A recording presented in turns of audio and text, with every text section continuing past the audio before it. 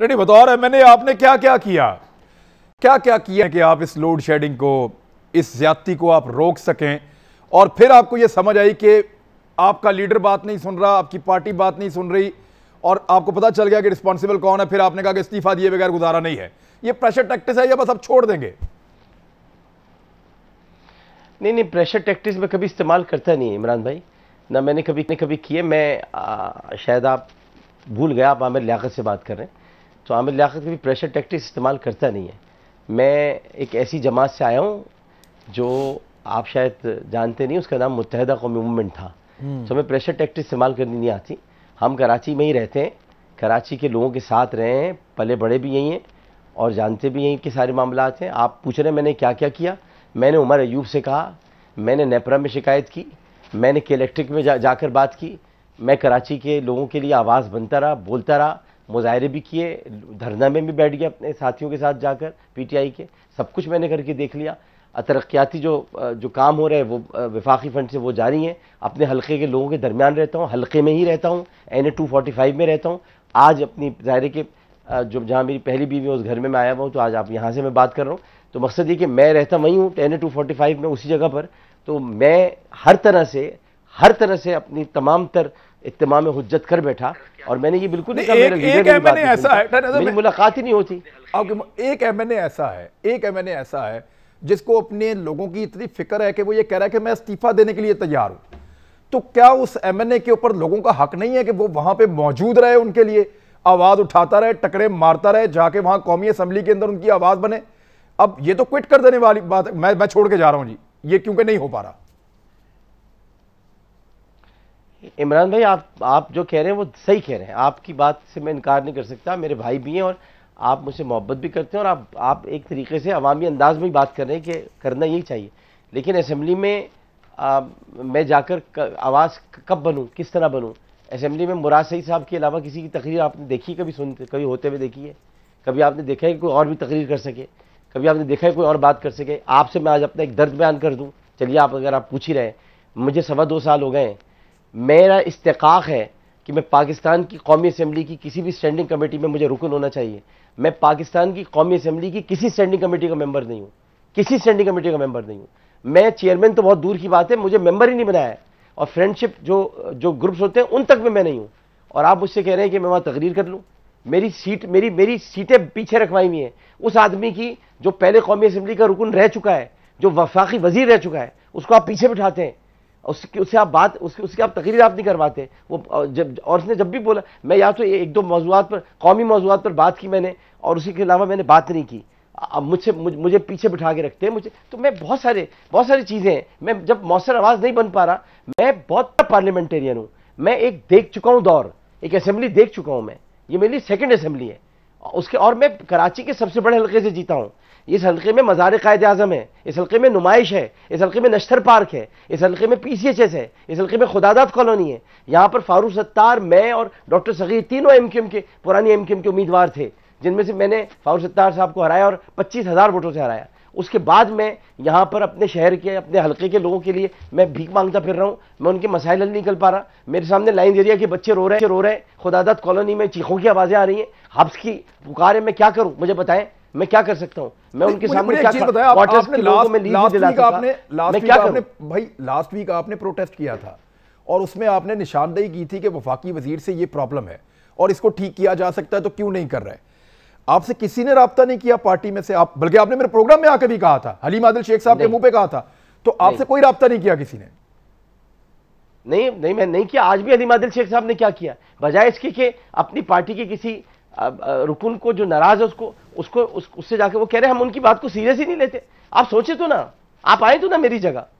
اب میں MQM سے آیا ہوا آدمی ہوں، میں سوچ رہا ہوں میں کہاں تھا، میں کہاں گیا. یہ سوچے نا. میں ہماری پارٹی میں ان چیزوں کو اس زمانے میں اتنا سنجیدہ لیا جاتا تھا. میں یہ سوچ رہا ہوں میں کراچی کی آواز ہوں، میں کراچی کا بیٹا ہوں. میرے لاکھوں ہزاروں لوگ مجھ سے محبت کرتے ہیں، اور مجھ سے حلیم عادل شیخ صاحب کہہ رہے ہیں ہم ان کو سیریس ہی لیتے. سوچے عمران خان صاحب کو ایک منٹ سر دیکھیں، لیڈر تو وہ ہے نا جو ایشوز کو سمجھے، سب کو ساتھ لے کر چلے، اور اس کو پتا ہو کہ کراچی اس وقت کس کرب سے گزر رہا ہے، اور اس کو یہ بھی پتا ہو کہ اس کا حل کر کے دینا ہے، اور اس کو یہ بھی پتا ہو کہ میرا ایک MNA وہاں پہ دن رات چلا رہا ہے کہ ان کو ان کا حق دو. لیڈر تو وہ ہے نا. آپ اپنے لیڈر سے مایوس ہوئے ہیں یا ابھی بھی امید لگائی ہے؟ اصل میں نے عمران خان سے محبت کر لی ہے اور محبت کی وجہ سے میں مایوس نہیں ہوتا عمران خان سے کبھی. میری محبت مجھے بہت تکلیف پہنچا رہی ہے. محبت مجبوری بن گئی ہے آپ کی. میں اس محبت کی وجہ سے بہت پریشان ہوں. میں نہیں، محبت پر پریشان کر رہی ہے. میں اب اس لیے جا رہا ہوں ملنے کے لیے کہ میں محبت کی اس پوری کہانی کو، جو ہماری ان کی ادھوری محبت کی کہانی ہے، وہ سامنے رکھ کر میں کہوں خان صاحب میں آپ سے پیار، آپ سے الفت، آپ کا احترام، وہ میں سر آنکھوں پر، یہ آپ کی سیٹ ہے، آپ نے مجھے دی تھی، آپ نے مجھ پر ٹرسٹ کیا، یہ نشست ہے، میں آپ کو واپس کر رہا ہوں، میرا استعفیٰ قبول کریں. عامر بھائی، میں اصل میں آپ سے اور بات کرنا چاہتا تھا، لیکن ایک منٹ میں آپ کے ساتھ واپس بات کرتا ہوں. حفیظ اللہ نیازی صاحب ہنس رہے تھے محبت والی بات پہ. یہ بھی عاشق رہے ہیں عمران خان صاحب کے بڑے لمبے عرصے تک، بلکہ یہ دو طرفہ عشق ہوا کرتا تھا میرے خیال میں. حفیظ اللہ نیازی صاحب کیا ہو گیا یہاں پہ؟ کوئی چیز یاد آ گئی ہے آپ کو سر؟ نہیں، اصل میں ڈاکٹر صاحب تو خیر ماشاءاللہ ایک جو آپ نے دیکھا کہ لیجنڈ کی ٹی شرٹ پہن کے بیٹھے ہیں، اور یہ ہے بھی لیونگ لیجنڈ. تو ان کو تو یہ نہ بھی پہن کے آتے تو ہم نے ان کو ویسے ہی مانا ہوا ہے. یہ اس کا ہم ہی اس کا جو ہے اعتراف جس کو کہنا چاہیے اعتراف کر لیتے. دوسرا مجھے ڈاکٹر صاحب کا ایک اچھی بات لگی ہے آن لائٹر نوٹ، کیونکہ ان سے بات ہوتی ہے تو ان کے اندر ایک اچھا ہیومر بھی ہے. تو یہ ہیومر کرتے بھی ہیں اور انجوائے بھی کرتے ہیں. تو اگر ایم کیو ایم سے طلاق نہیں ہوئی تو 2 ہماری بھابھی ہیں اور ایک تحریک انصاف، تو 4 تو پوری ہو گئی ہیں. تو اگر ہمیں کوئی ایم کیو ایم سے طلاق ہو گئی ہے تو چوتھی کی گنجائش عشق کی محبت کی وہاں موجود ہے. تو وہ ڈاکٹر صاحب سے کہیں گے کہ کبھی اس کے اوپر کبھی ہم لائٹ جب گفتگو کر رہے ہوں گے تو کہیں گے بھائی ڈاکٹر صاحب گنجائش ہے عمران خان کی محبت کے علاوہ بھی. پھر ایک انشاءاللہ اگر ضرورت پڑے تو شرن جو ہے نا کوئیڈا، اس کے اندر کوئی قباحت نہیں ہے. دیکھیں جی، کراچی کے تو ایکسپرٹ ڈاکٹر صاحب بیٹھے ہیں اور میں اس کے آگے ڈاکٹر صاحب تو سراپا محبت ہے نا، ان کے پاس تو محبت کی کمی نہیں ہے. کیونکہ اس وقت تو آپ کو کراچی کے بارے میں حقیقت یہ ہے کہ جو میں ان کو پچھلے کئی دن سن رہا ہوں، اور جس یہ میں یہی جاننا چاہتا سر، اس کو اینگل لے لیں اس کا. کیا کراچی واقعی پریورٹی نہیں ہے؟ میں پہلے حفیظ اللہ نیازی صاحب آپ بتائیں، کیا واقعی پریورٹی نہیں ہے کراچی اس حکومت کی؟ یہ مجھے آواز بالکل آ نہیں رہی. میں یہ عرض کر رہا ہوں کہ وفاقی حکومت کی پریورٹی کیا کراچی واقعی نہیں ہے؟ آپ بھی یہ محسوس کرتے ہیں؟ دیکھیں، میں اس اینگل سے دیکھتا ہوں کہ ابھی ہمارے بہت ہی پیارے قریبی دوست نجیب ہارون صاحب کا نام لیا، اور دوسرا یہ ہے کہ خود ڈاکٹر صاحب کی باتیں میں سن رہا ہوں پچھلے دنوں سے. تو جب آپ کو ایک جو اپوزیشن تو نہیں کہنا چاہیے، ایک جس کو کہنا چاہیے ایک وہاں کی جو حقیقت ہے اور جو آپ کی طبیعت میں شاید گناہ گزرے اور آپ کے اپنے ساتھی بتا رہے ہوں، تو اس سے زیادہ کیا اچھی بات ہوگی؟ مزاج یار ہے، یہ تو ان کو کسی معاونہ رویے کی وجہ سے نہیں دے رہے، کوئی بھوک کی وجہ تو نہیں بتا رہے. یہ تو اب ان کو پتہ چلا ہوگا کہ یہ پارٹی کے لیے یہ ایک انتہائی تشویشناک صورتحال ہے. تو جو یہ شاید کافی عرصے سے، اور اس وقت تک ہمیشہ یہ ہوتا ہے، ایک طریقہ کار ہوتا ہے. میں بھی ظاہر ہے کہ اس طرح کے سرکل میں رہتا رہا ہوں. تو پہلے اندر کہتے ہیں، اور جب اندر فرسٹریشن ہوتی ہے، اب ڈاکٹر صاحب نے پرائم منسٹر سے ٹائم مانگا ہے، اگر نہ ملا تو آپ دیکھیں گے کہ 2-3 ہفتے بعد ایک نیچرل بات ہے اور فرسٹریشن بڑھے گی. پھر شاید ان کے اندر ایک تلخی بھی آ جائے گی. آج تلخی نہیں ہے. چند دن پہلے یہ دھرنے بیٹھے تھے تو وہاں پہ بڑی اچھی گفتگو کی، اختلاف کیا، کھل کے کیا، تلخی نہیں تھی، بڑا اس کے اندر ایک اپنائیت تھی. اور اسی اپنائیت میں آج بھی بتایا کہ میرا ابھی تک ان سے عشق ہے.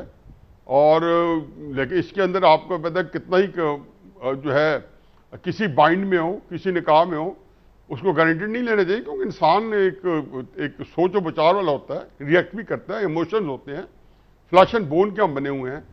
لیکن کراچی کے کیا جی، اس وقت ڈاکٹر صاحب پورے ملک کے حالات ہی ایسے ہیں. اب آپ کو تو صرف ایک کیا الیکٹرک کا معاملہ ہے، باقی آپ کے لیے آسانی ہے کہ وہاں آپ سندھ گورنمنٹ پہ ڈال دیتے ہیں، جو کہ ہے بھی صحیح بات، ان کا بھی کوئی حصہ ہوگا. پنجاب میں تو یہ گنجائش ہی نہیں ہے طریقے صاحب کے پاس. سر دیکھیں، وہ جہاں سے الیکشن جیتے ہیں نا، ان کو وہاں پہ پرابلم ہو رہی ہے کہ میرے حلقے کے، میرے شہر کے لوگ کیوں تکلیف میں ہیں. میں نہیں، آپ ڈاکٹر صاحب خان صاحب لاہور کے اندر بھی یہ دیکھو، الیکشن اگر لاہور کے اندر جو سیٹس لیے ہیں نون سے لینا، یہ الیکشن جیتے کو مترادف ہے. یہ ڈاکٹر صاحب کا سیاسی شعور ہے، وہ وہاں سے بتائیں گے کہ لاہور سے 4-5 سیٹ نکالنے کا مطلب ہے کہ آپ لاہور میں الیکشن جیت گئے ہیں، پھر جس کثیر تعداد میں باقی سیٹس میں اپنے لیے ہیں تو وہاں پہ اور نہ بھی جیتتے تو اگر ایک کثیر تعداد میں ووٹس ہیں، میاں نواز شریف کو 1,30,00,000 ووٹر جو دی ہے، اس نے تو ان کی لیڈرشپ میں جان ڈال دیا، کوئی الیکشن جیت گئے تھے وہ پاکستان میں، کوئی وزیر اعظم ہے، وہ تو نائل ہو گئے تھے، لیکن کیوں جان پڑ گئی؟ کیوں ایک حقیقت میں بن کے سامنے کہ 1,30,00,000 بندوں نے، یہ جمہوریت کے اندر یہی تو ہوتا ہے، جو بندہ 80-90 لاکھ ووٹ لے جائے، 1,30,00,000 لے جائے، 1.5 کروڑ لے جائے، تو یہ کوئی عام چیز نہیں ہوتی۔ یہ اس کا مطلب ہے کہ آپ نے اس جو آپ کا ایک کانسٹیٹوئنسی ہے اس کے بہت بڑے حصے کو آپ نے اپنے پیچھے لگا دیا ہے، لیکن یہ ہے کہ ملک کا بننا کیا؟ میں تو سمجھتا ہوں میں اس طرف جاتا ہوں سر، اس طرف جاتے ہیں، لیکن مجھے ذرا عامر لیاقت حسین صاحب کا جو مدعا ہے نا اس کے اوپر ایک اور چیز۔ عامر بھائی دیکھیں 14 سیٹیں جو کراچی ایک احسان عظیم کیا پاکستان تحریک انصاف کے اوپر، اگر ان 14 سیٹوں کو آپ نکالیں تو پھر آپ کو پی ٹی آئی کہیں نظر نہیں آتی۔ عمران خان صاحب کی وزارت عظمیٰ کے لیے جب ہم پہلے دن انالیسس کر رہے تھے، جب نتائج آئے تھے الیکشن کے 2018 کے، تو ہم یہ کہہ رہے تھے کہ کراچی اگر یہ رول پلے نہ کرتا تو عمران خان کا جو 22 سالہ خواب ہے وہ بالکل پورا نہیں ہو سکتا تھا، ہمیں یہ لگتا ہے، کیونکہ اتنی لمبی پالیٹکس کے باوجود وہ بات بن نہیں رہی تھی۔ تو اس کراچی کو کیا آپ کے خیال میں واقعی اس حکومت نے پالیسی کے تحت چھوڑ دیا اس کے حال کے اوپر؟ نہیں، آپ کی بات درست ہے۔ کراچی اور فیصل آباد یہ دو شہر ایسے ہیں کہ جن کی بنیاد پر فیصل آباد نے بھی حیرت انگیز طور پر نتائج دیے تھے اور کراچی نے بھی۔ یہ دو شہر ایسے ہیں جو اچانک پورا سمجھ لیں منظر ہی تبدیل ہو گیا تھا۔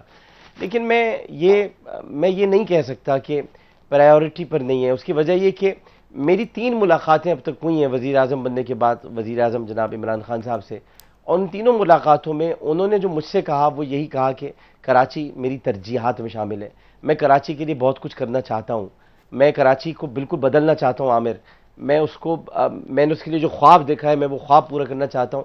اب مجھے نہیں پتا وہ بھی تو پریشان ہوں گے، وہ بھی میں اب ایک محبت ہے تو میں کیا کہوں، میں جس سے پیار کرتا ہوں میں اسے برا بھی نہیں کہہ سکتا، میں اس کے لیے کچھ غلط سوچ بھی نہیں سکتا، مجھے نہیں پتا، مجھے لگتا ہے کہ وہ کرنا چاہتے ہوں گے، ہو سکتا ہے کر نہیں پا رہے ہوں، تو میں اسی لیے ملنا چاہتا ہوں، میں اس کو سارٹ آؤٹ کرنا چاہتا ہوں، مسئلہ ہے کیا، پرابلم کیا ہے، کہاں ہم ناکام ہو رہے ہیں، ہم کہاں نہیں کر پا رہے۔